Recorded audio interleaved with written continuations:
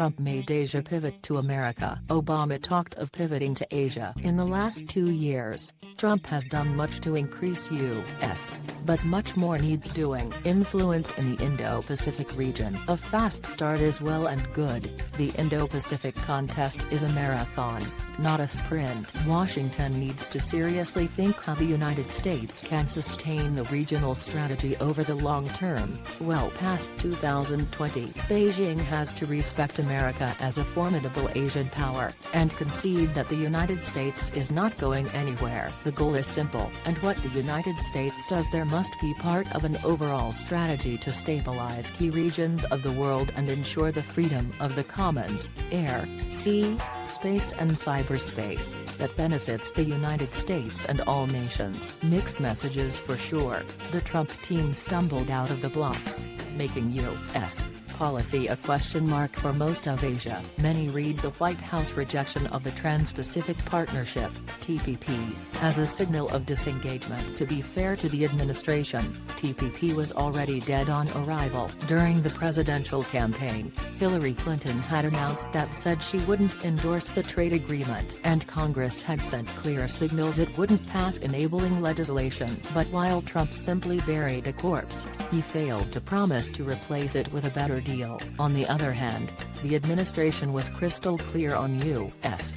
Washington had no intention of ceding space in Asia. National security strategy. Later, the United States joined like-minded nations in endorsing the concept of a free and open Indo-Pacific. Any objective assessment had to conclude that America was in anything but withdrawal mode. In the first 2 years, 3 regional issues dominated Washington's attention: Afghanistan, North Korea and China. In August 2017, the president announced the strategy for Afghanistan. The United States would continue to support the Afghan people as it pursued 2 important self-interests: ensure the country did not again become a sanctuary and platform for transnational terrorism, and make certain the conflict did not become a source of regional instability in South Asia. While the consequences of ongoing negotiations with the Taliban and adjusting the U.S. That was a sound course of action. Military footprint remained to be seen.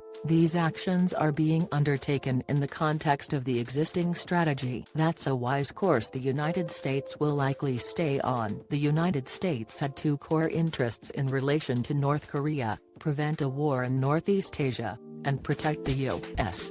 homeland against nuclear blackmail or attack by the DPRK.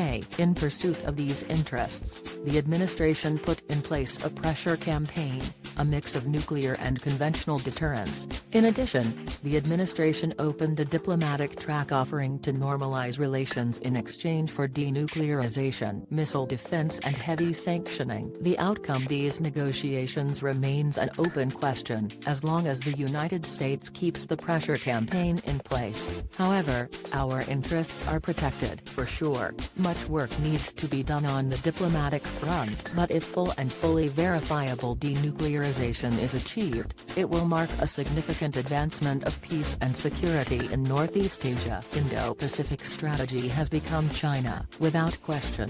However, the key focus of U.S.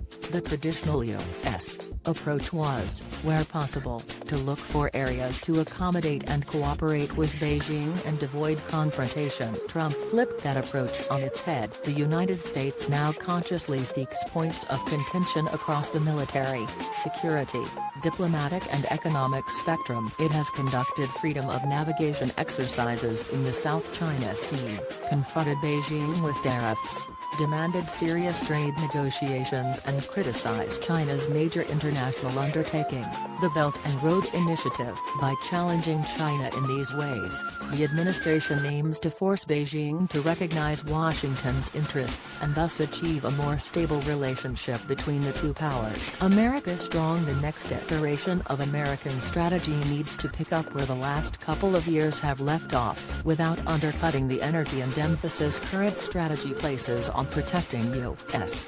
interests in Europe and the Middle East, Washington needs to ratchet up its game in the Indo-Pacific region and send a powerful message that Beijing is in a long-term competition it simply cannot win. Here are the key next moves to make. Make more friends in the hood, managing China in a way that protects American interests and upholds the common values all nations should respect. Can't be done without the United States. We need strong alliances and strategic partnerships in the region. But we can't do it alone. We need to do more, and our friends need to do more. We've got a couple cost-sharing arrangements coming due with our biggest allies in the region, Japan and South Korea. Washington must approach those negotiations constructively. Then there are countries, such as Bangladesh, that won't be our partners, but would like more presence of the United States and allies to balance Beijing. Some of these states, such as the Pacific Island nations, are quite small, but strategically important. That's important. We also need to engage powers from outside the region,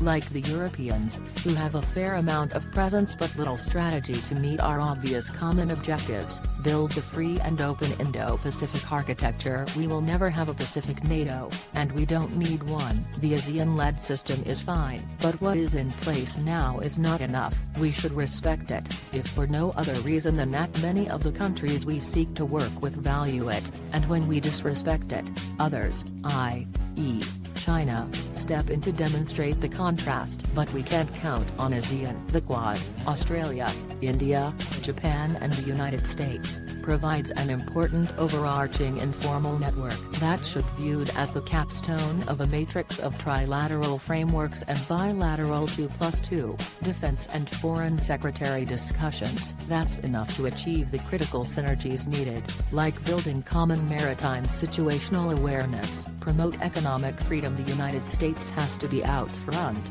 encouraging economic liberalization in the region across all sectors, goods. We can do that through bilateral arrangements, if the administration and Congress prefer to go that route. Services and investment. This puts an especially high priority on moving forward with the U.S.-Japan agreement and an agreement with Taiwan. It also makes engagement with and reform of the WTO a high priority, as well as looking for other partners. Issues like China's 5G push or its Belt and Road Initiative pose legitimate risks to U.S. interests and national defense. But in addressing these issues, we must be careful not to constrain economic freedom beyond what is narrowly required for our security. Looking out long-term, do we want a world made up of competing mercantilist countries essentially at war with one another, or one characterized by free exchange and peace? Forge very special relationships in the Indo-Pacific region. There should be two, Taiwan and India. These are needed to send a very pointed message to China. Taiwan is the canary in the coal mine. The threat it faces from China across domains, security, diplomatic and economic, has intensified over the last couple of years. In this 40th year of the Taiwan Relations Act, we need to help it defend itself and be in a position to make its own decisions about the future. That means selling Taiwan the weapons it needs for defense and supporting it diplomatically. If Taiwan cannot depend on the United States, then no one can. India is the most important long-term non-ally in the region. Things move slowly with India, but taking stock of our common interests and projecting out, there is a huge upside in the relationship for both countries and for regional stability. We may never call India an official ally, but that is really beside the point. There won't be a free and open Indo-Pacific if India and the United States are not strategic partners. Make military presence present. While he was Secretary of Defense, Jim Mattis instituted a concept he called dynamic force deployment. The aim was to develop better means to move limited forces quickly to where they are required. That is not going to cut it in the Indo-Pacific region. U.S. forces are inadequate to cover the required global footprint, and China knows it. The only step that will impress Beijing is if the United States builds out its capacity to push more capability into the theater. What's reasonable and achievable?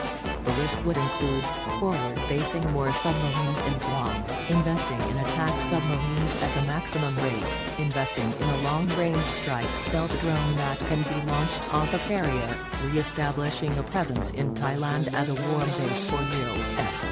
air power, and buying a land-based, anti-ship cruise missile and fielding ground units with the capability to use them. We should also be fielding mobile anti-submarine warfare capabilities. Having SM-6, LRASM or TACCOM deployed on mobile ground launchers would also send a strong message.